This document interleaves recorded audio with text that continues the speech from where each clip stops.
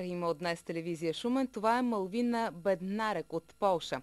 Тя учи славянска филология в университета в родния си град Льоц, а стажът си ще завърши в Общинския медиен център.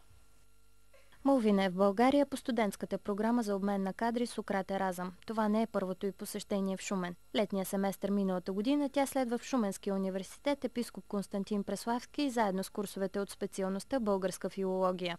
Ти не си за първи път в Шумен. Какви са ти впечатленията от града и хората тук?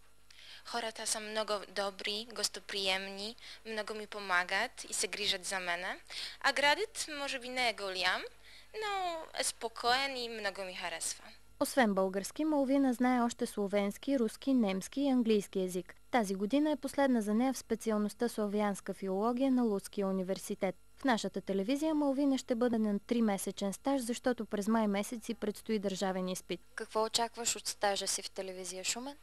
От стажа в телевизия Шумен очаквам да се науча как се работи в телевизия, как се търси новините.